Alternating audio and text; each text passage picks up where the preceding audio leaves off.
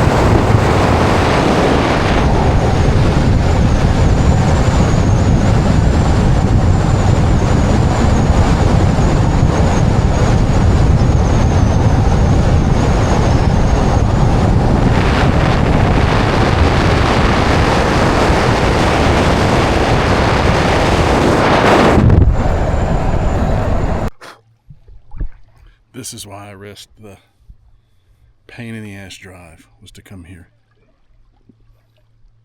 This is unbelievable.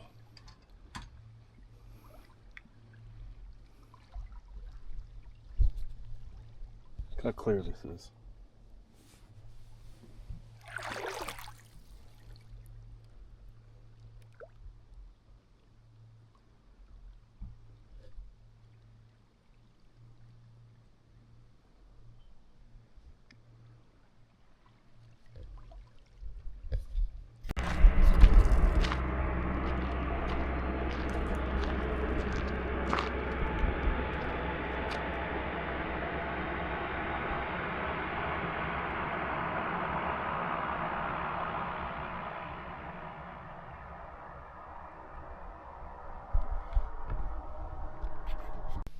Hi. So most reviews cut. Most reviews are typically run-of-the-mill. I don't know if they're maybe real-life usage or people are just sitting in their basement showing you how to use stuff. I'm not doing that today. I've had this hat on most of the trip, and I know some people have said, what is Camp Lux? Well, I'm about to show you what Camp Lux is. It's this thing. Camp Lux has been my shower for a lot of this trip. I've got buckets of water that I can use, but I'm on Lake Muncho in British Columbia.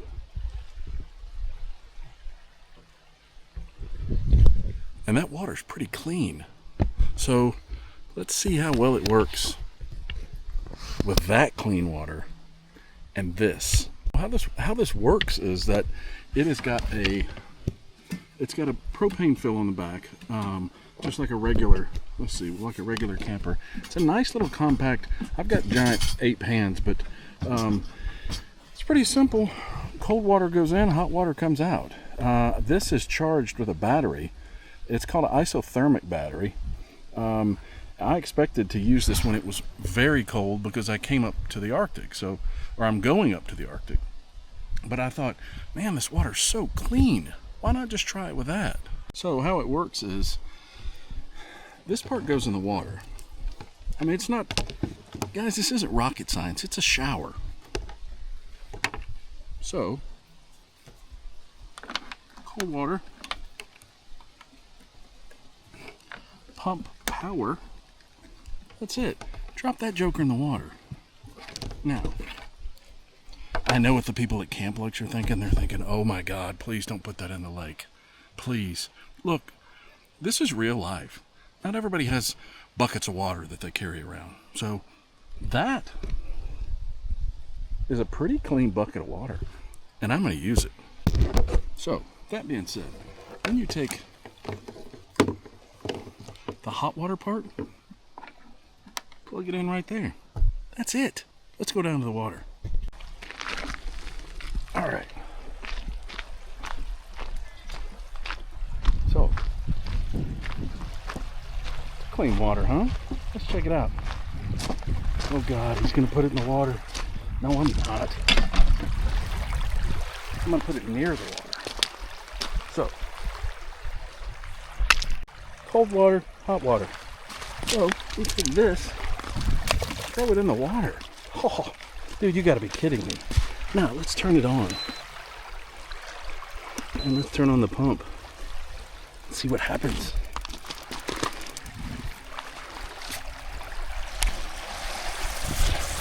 Look at that. Guys, that water is hot. That's hot water. Oh, look at that. It's coming right out of the lake. Going right through that. So you can take a shower. How incredible is that? Yeah. Let's change the spray on it. Ooh, big spray. Let's do all sprays. Let's turn it off. So there, turn it off. That's it. That's all there is to it.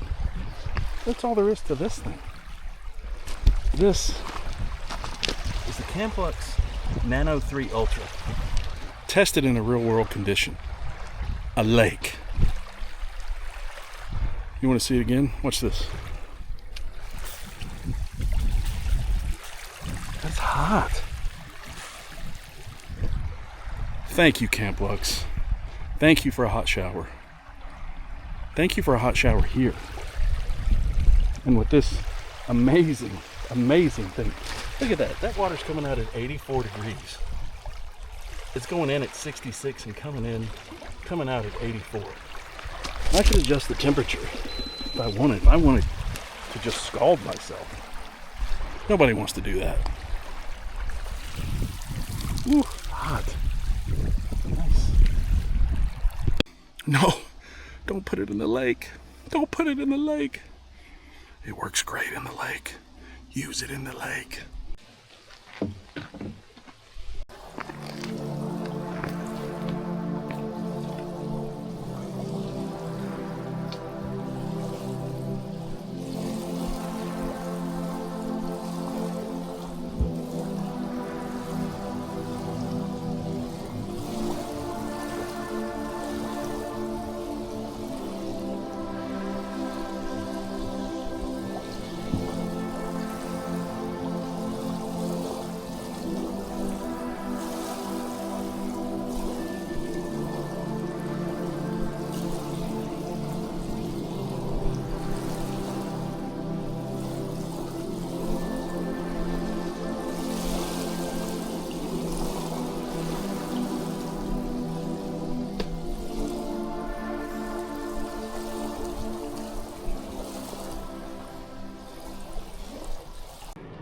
at the suggestion of my sweet wife, got a hotel room last night.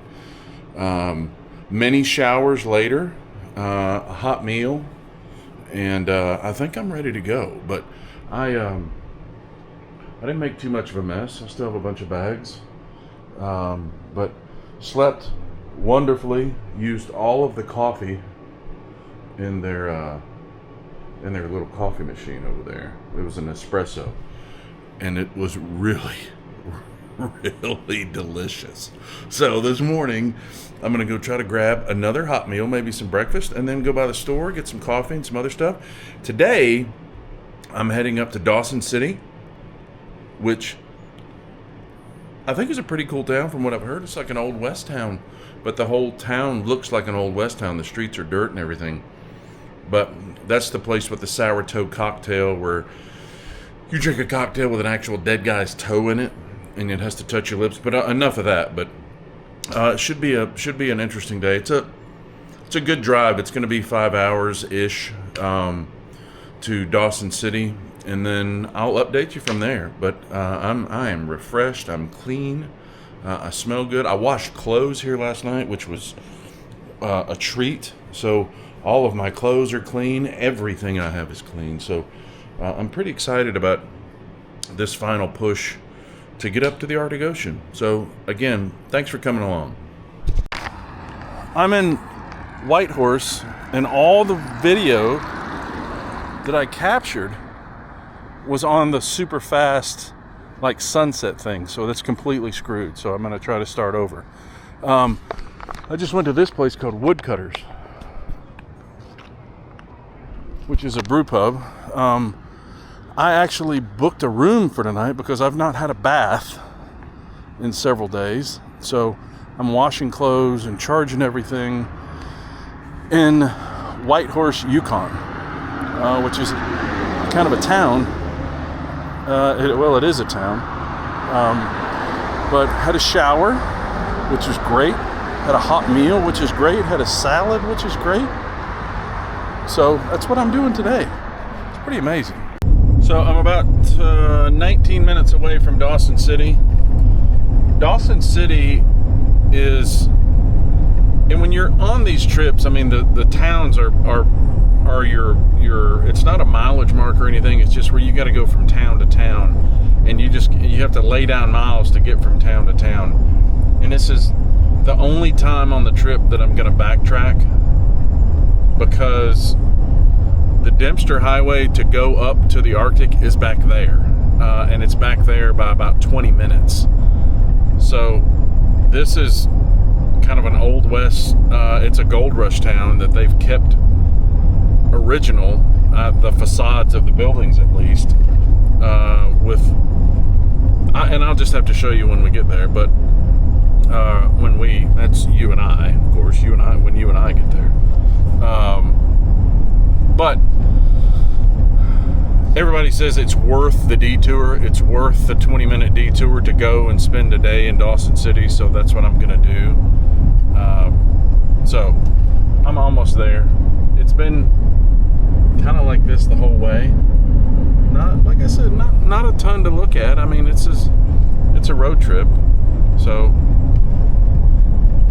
and maybe this is a big tourist trap. I'm sure it is. It probably is. But tourist traps are fun. This is like the world's largest ball of twine, but in the Yukon.